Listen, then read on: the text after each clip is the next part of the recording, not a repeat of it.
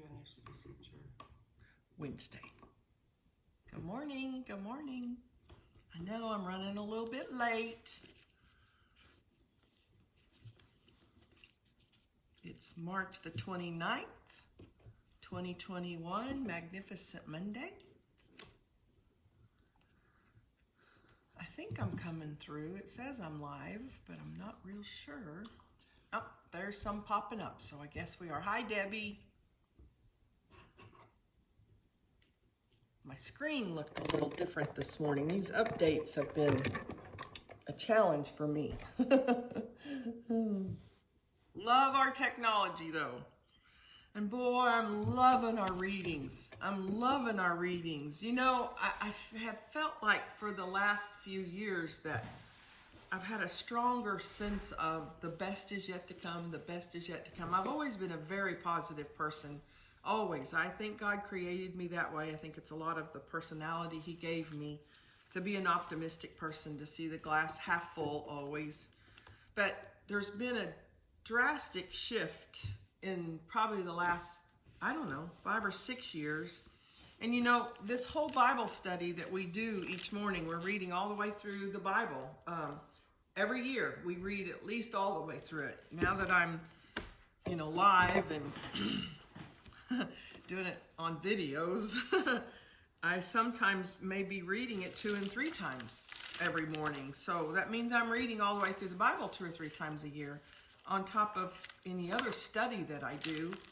And so the whole purpose that I do this is to encourage you guys to read. I don't want you following me.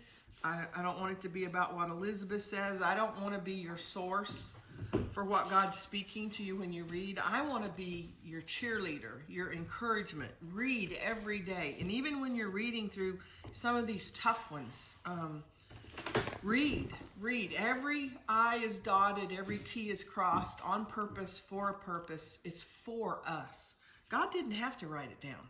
I mean, God is God, but He loved us enough that He wrote it down. I view this book as His personal love letter to me.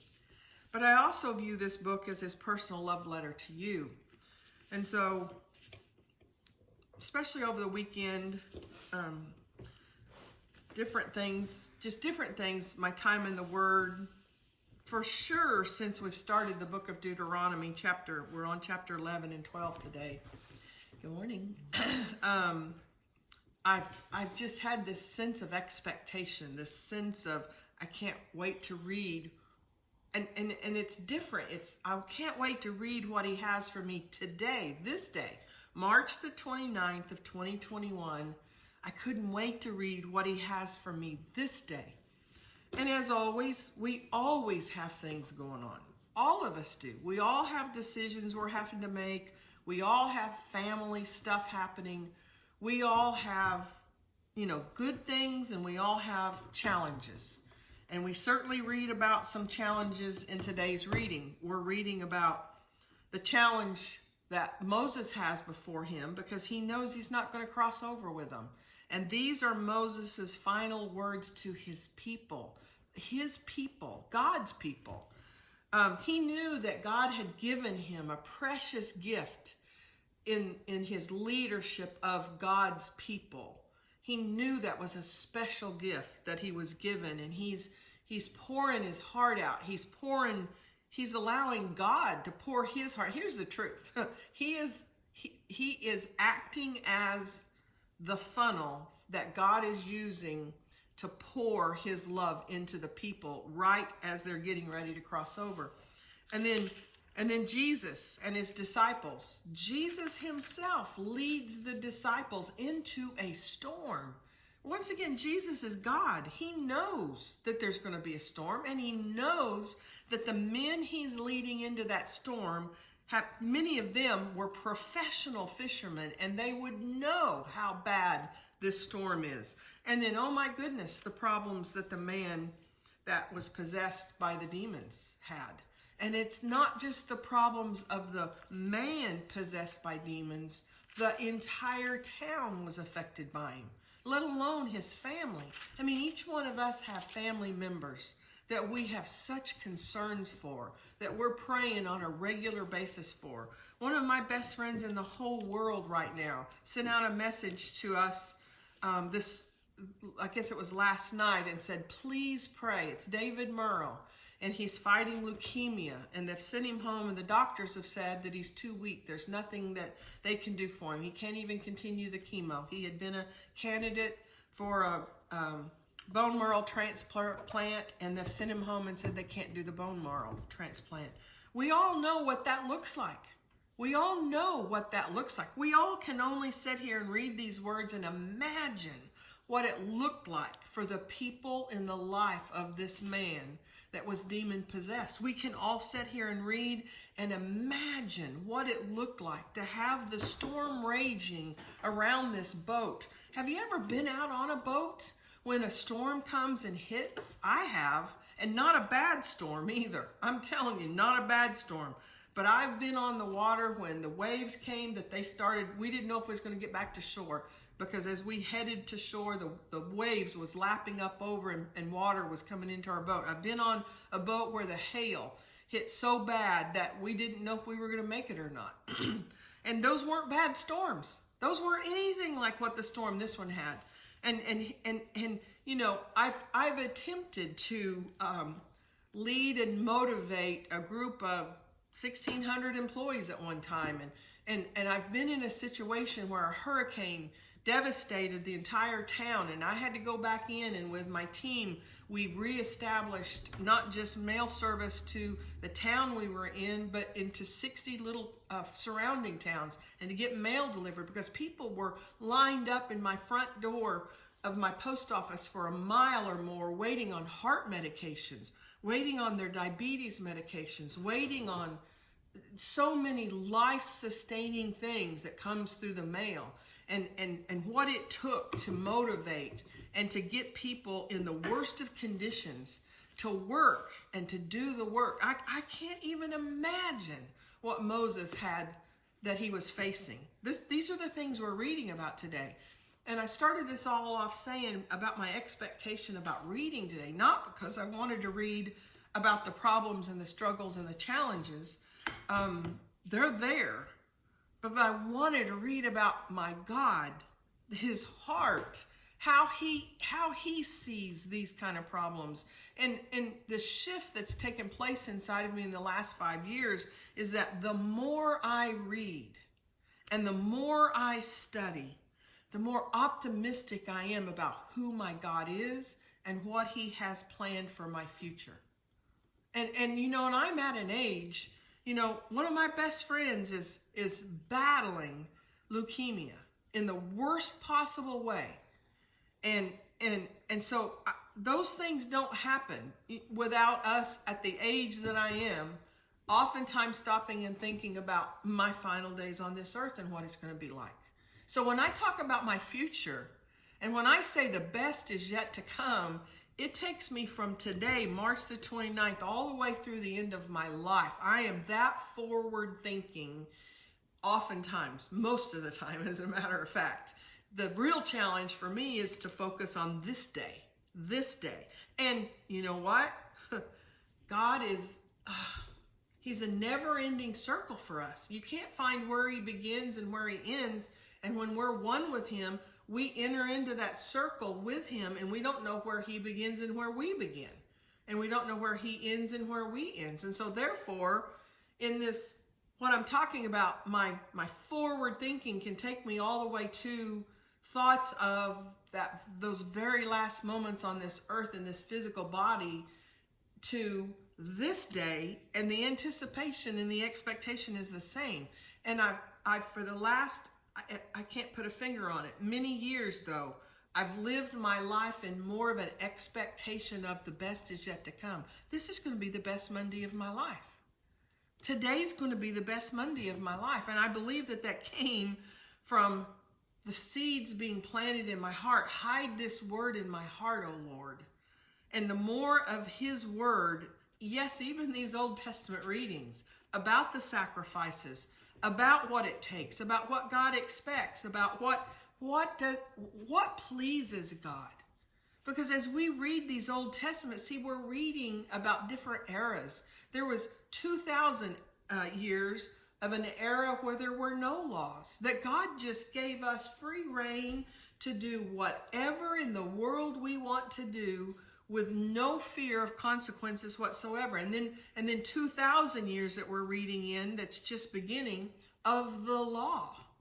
That literally evil had gotten so rampant in those 2,000 years without the law that evil was overtaking everything. That if God hadn't acted swiftly in many circumstances, everything would have been evil. Evil would have ruled everything. And it took extreme, drastic measures for God to shake us into the reality of the difference of good and evil, and to show us the difference of good and evil.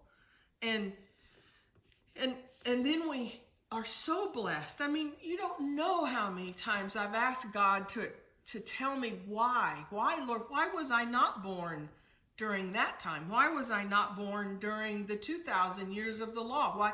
Why did you pick me to be born during grace? After Jesus had fulfilled all these sacrifices that we read about today.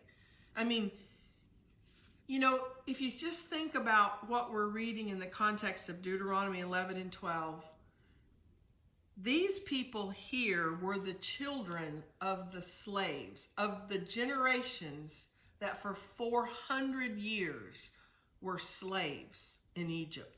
So 400 years.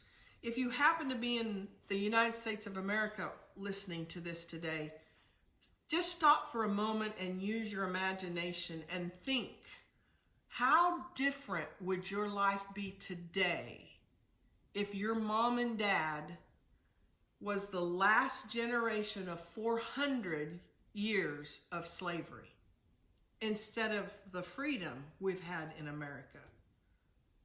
How different would their mindset, your mom and dad's mindset, would have been? How different, instead of living in the land of the free and in the home of the brave, that we get to reap the benefits of what, as far as I'm concerned, is considered the promised land, the land flowing of milk and honey. There's been so many times that I've read about the promised land, believing with all my heart that it's the United States of America.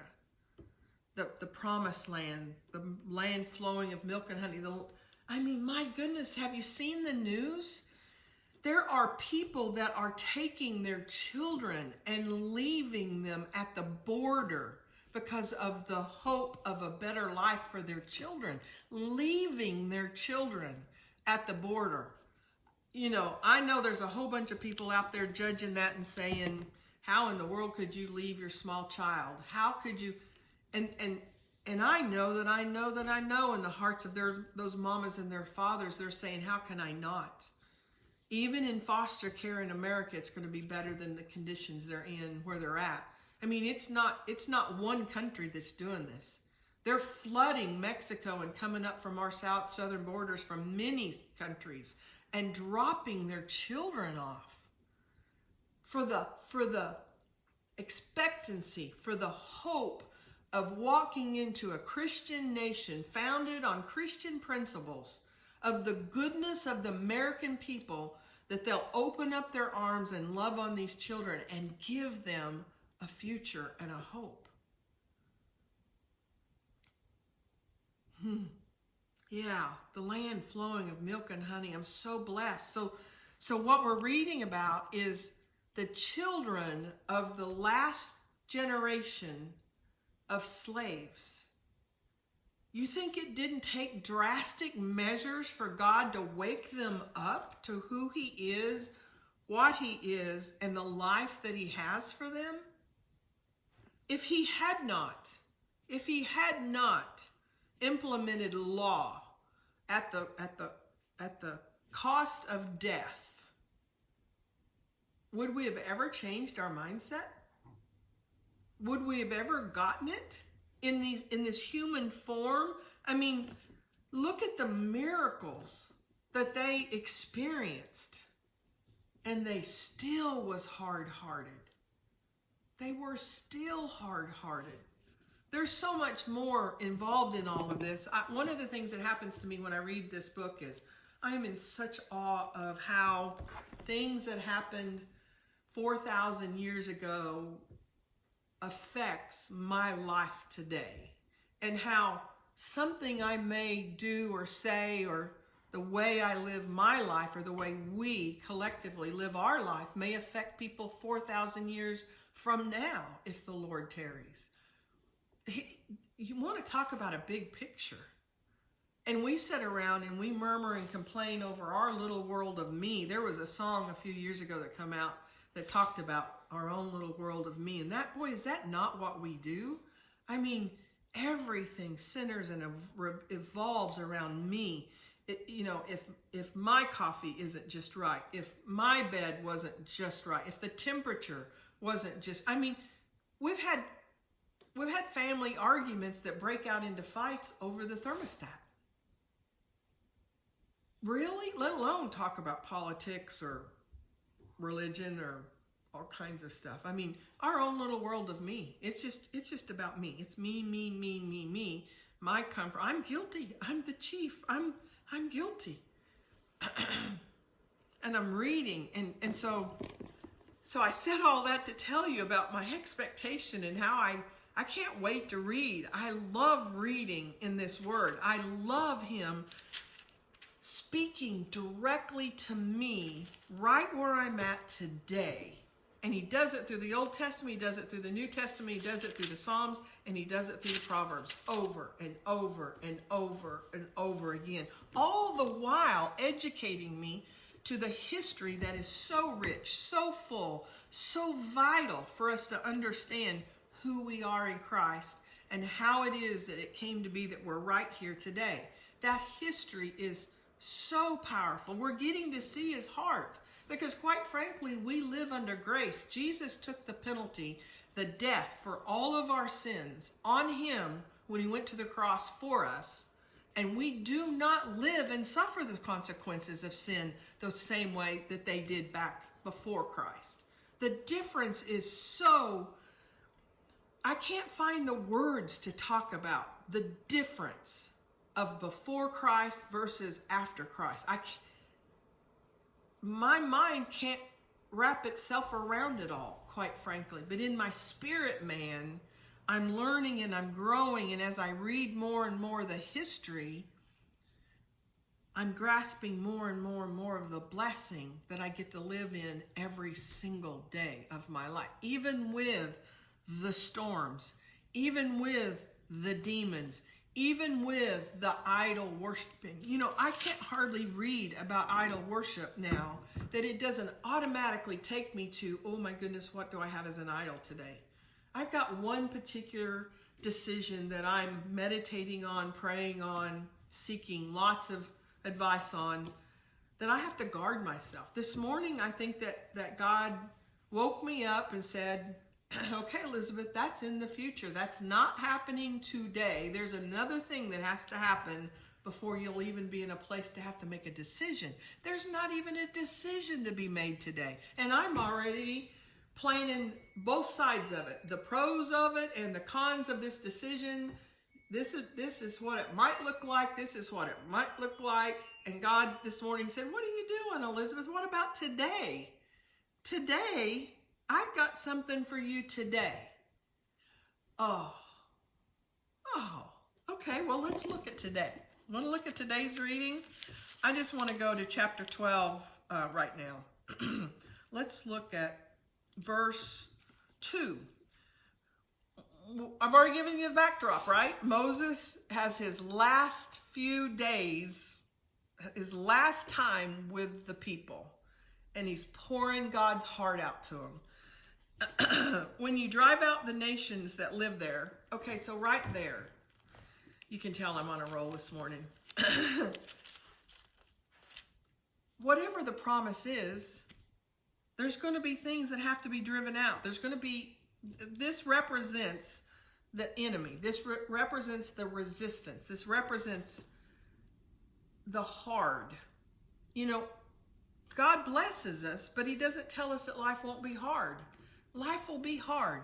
And the more you're walking in the blessings of God, the harder the resistance can be. And the more we focus on the resistance, the harder it will be. So right there is when you drive out the nations that live there. So he's talking about the promised land. Whatever that promise is to you, that you know and you sense inside of you that God has promised for you, he's telling you that nations will have to be driven out. Now, sometimes those nations are our thoughts. Oh, I didn't know it was going to be like this. Oh, well, I thought it was going to look like this. Oh, well, and then strongholds. Thoughts that are contrary to God's thoughts are strongholds. That then opens the door for the demonic that we've read about today. But the nations can be whatever it needs to be in your life today. What nations are you going to have to face to continue to go forward and make progress in the plan that God has for your life? When you drive out the nations that live there, you must destroy all the places where they were worshiping their gods. Elizabeth, what idols are you entertaining today? Today, March the 29th. What is it today that'll take your focus off of me and off of the plan I have for your life? High on the mountains, up on the hills, and under every green tree. Don't think for a second that thoughts aren't trying to enter in that are contrary to God's thoughts. The renewing of our mind has to take place. They had been the children of slaves for 400 years. They did not know how to live in the freedom of the blessings of a land flowing with milk and honey. Some of them chose not to go. They were afraid of it. They didn't understand it. We're afraid of God's blessings. We're afraid to step into the blessings because we don't understand it. And we certainly don't have it all figured out about those nations that are going to come against us. And so some of us will turn away from the blessings and not even enter in. And then let's go over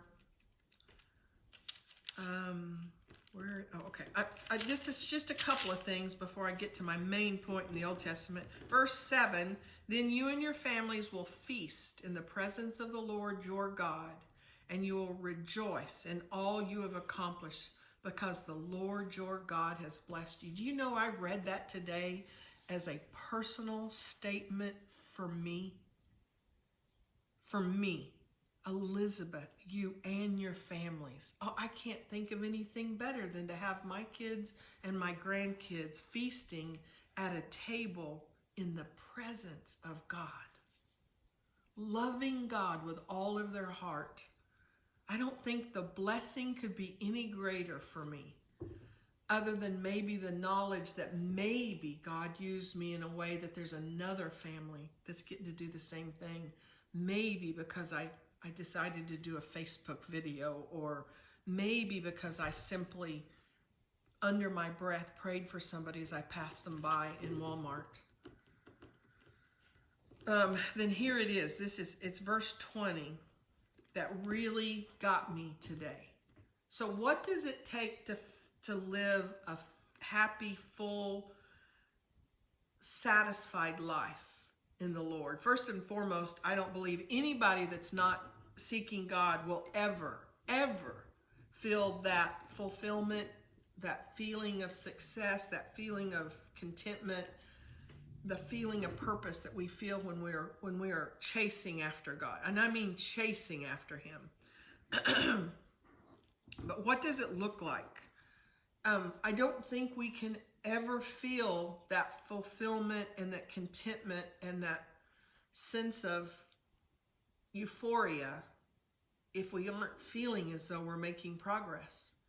And quite frankly, I can say the same thing for my friend David Murrow right now, right where he's at.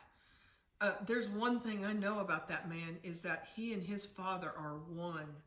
And I thought about this morning as I sent prayers out to him, as I sent prayers out to his wife. I believe with everything in me that he's experiencing something with the Lord right now that's unlike anything I've ever or could ever even imagine, because I know how much that man is God's. I know that there is a progress taking place with his spirit man and his Father. So that's on that extreme of things. But let's just take it back to everyday life. We're doing what we're doing. We clicked a button today that said, yes, I'm going to participate in a daily Bible reading. If we don't feel like we're making progress, if you don't feel like you're making progress in this Bible reading, you won't continue it. You'll stop punching the button. If you don't feel like you're making progress, you're not going to share it with other people. Do you know the world needs this right now? I mean, of all times in my 61-year history, there's never been a time the world needs what we're sharing together, all of us. It's not just me. You guys are doing a ministry when you put your text messages on your comments on these. That becomes what the world reads on these Bible studies. It becomes your ministry when you buy 3 or 4 Bibles, or you contact this ministry and say, I got somebody that needs a Bible that'll read along with us, and we're sharing this. The world needs this, and this is part of your ministry. Wherever you're at doing whatever you're doing, just you listening, it becomes part of your ministry. It's not about Elizabeth. Never has been. And it's part of your progress. Making progress, it's progress that helps us feel content and fulfilled and satisfied with life. And then we read verse 20, when the Lord your God expands your territory, as he has promised, and you have the urge.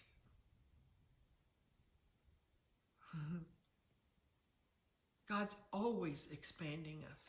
He's never going to leave us in the status in which we are right now. When we choose to block the blessings that God has for us, and we choose to be stagnant, and we choose to go around that same mountain over, and the Israelites traveled around the same mountain over and over again for 40 years. It was an 11-day journey. But their mindsets were wrong. They hadn't allowed God to renew it. And they had his physical presence in the form of a cloud by day and fire by night. He invited them in to meet with him face to face, to hear his own voice. And they refused to go to the mountain to hear him. They were so afraid. They'd been so used to slavery, bondage to the old way of doing things. No, Moses, you go and listen. You go, Moses, you just go. We'll hear from God from you. And then that's going to lead me into the New Testament reading today. But I can't emphasize this enough. When the Lord your God expands your territory, we're not supposed to be satisfied with status quo.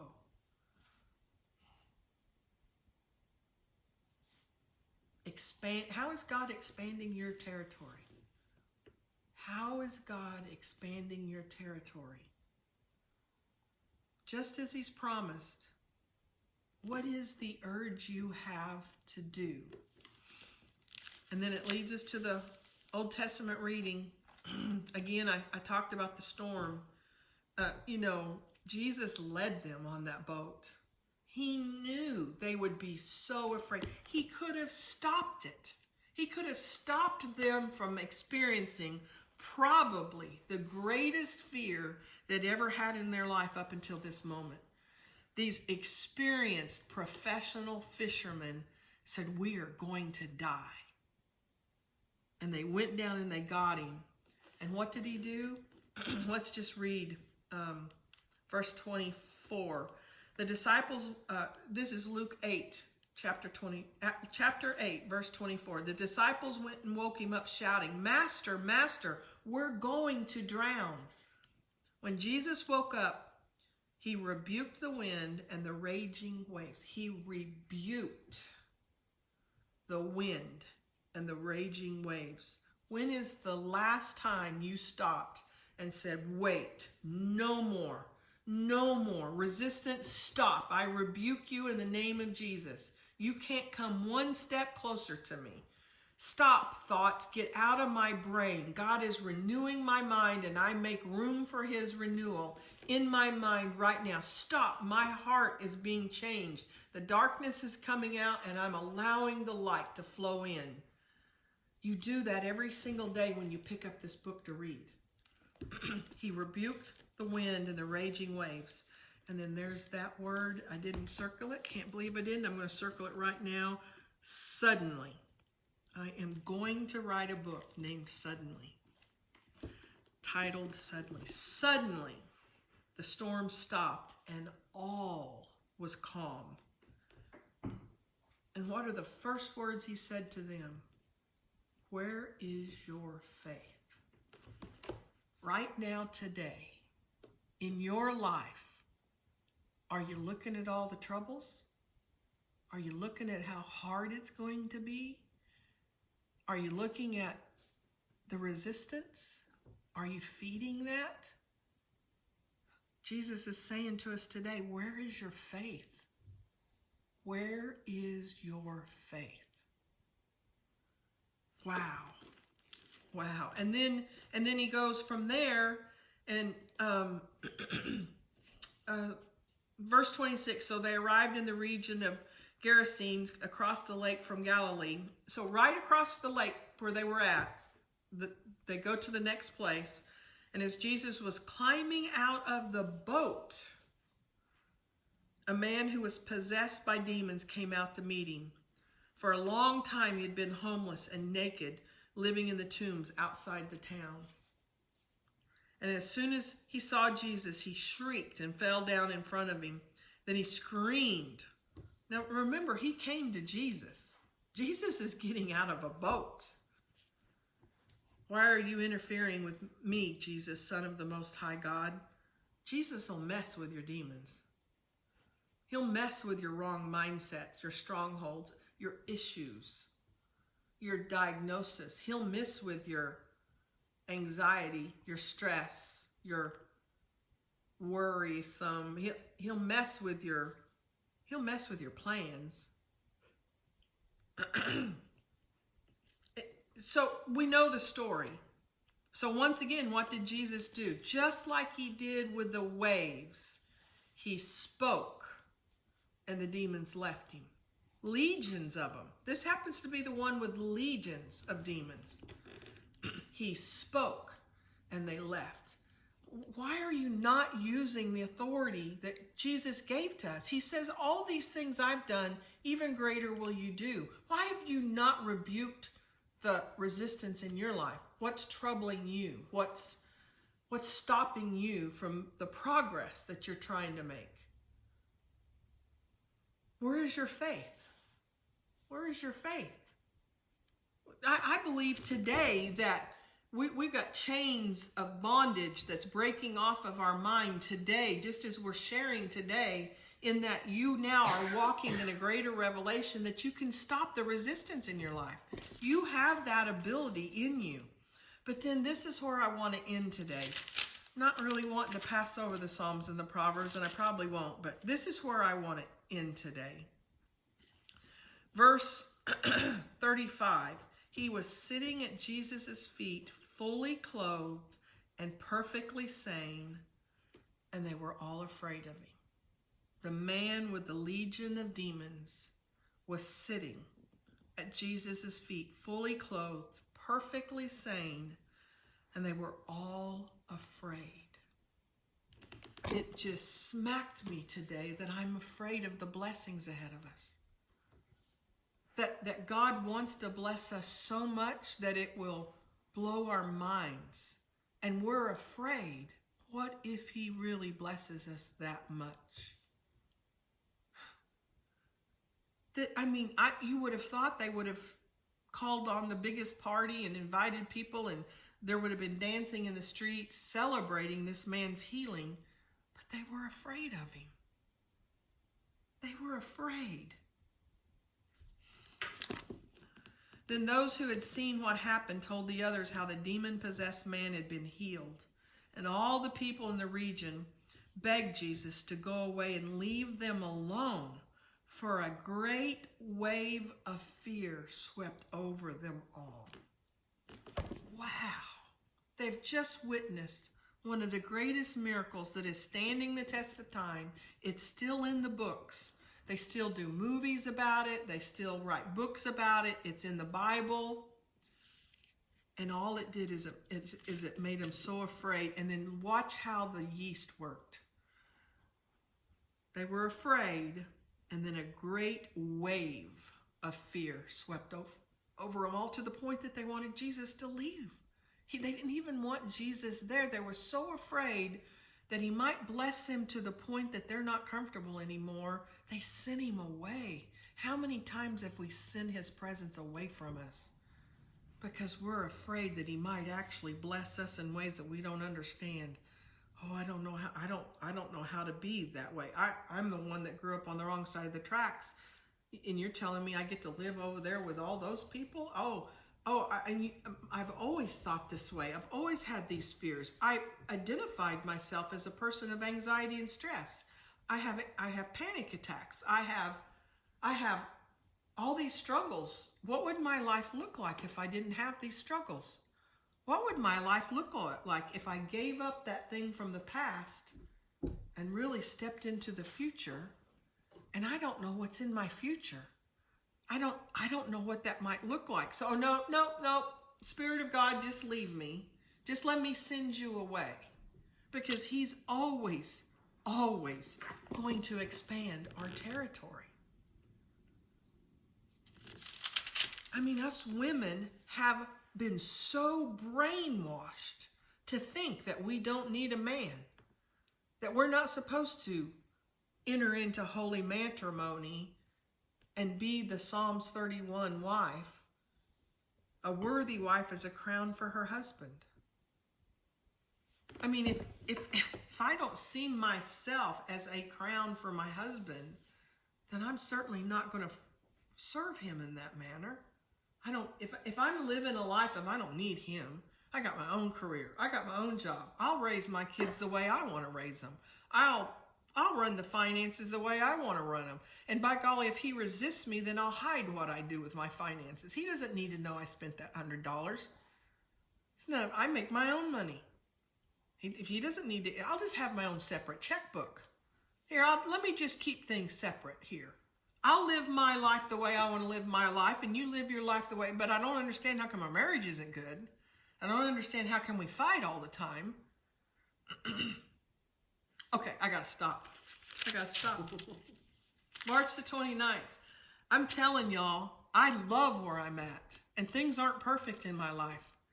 My best friend is fighting leukemia. One of my best friends in the whole world is fighting leukemia. I could go down the list. We keep a journal right here of our prayer lists, of family members, of people hurting, of people with diseases, of people with problems. My dad is going into a procedure. He's at the doctor's office this morning, the hospital this morning, doing check-in for a procedure on his heart that last night he did a family Zoom with all of us. And he said, I'm telling y'all, if the procedure doesn't go well, I've already instructed them, do not crack my chest open. Do not revive me. My life's not perfect. I have issues. I have problems. I've got mindsets I'm working on. I'm asking God to deliver me of demons that's been on my back for probably my whole life. And I've got a whole lot less of them today than I had a year ago, than I had 5 years ago. And there's people that literally knew me from 30 years ago that don't recognize me today. And it's okay. It's okay. I'm not where I need to be, but thank God I'm not where I used to be. I'm on my way and I'm okay, to quote one of my famous teachers that I love dearly.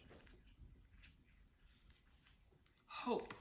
Hope is what I get every single time I read this word. And I hope with all my heart that I get to share it with you every day. So thank you guys so much for supporting this ministry. Thank you for your gifts. Our gifts have exponentially grown over this past year for Elizabeth Inman Ministries. P.O. Box 1149, Skytook, Oklahoma. The number of people watching these videos have exponentially grown. We're going to reach 1,000 subscribers on YouTube Live. Elizabeth Sharon Ann is the name of the channel on YouTube. Elizabeth Sharon Ann. Go and find it and like it and share. If just 10 people on here would get 10 people to do that, we're so much closer to that goal. So we'll reach more. We'll share hope. We'll share love. We'll share this expectation of Joy Sue, the best is yet to come. I love you guys.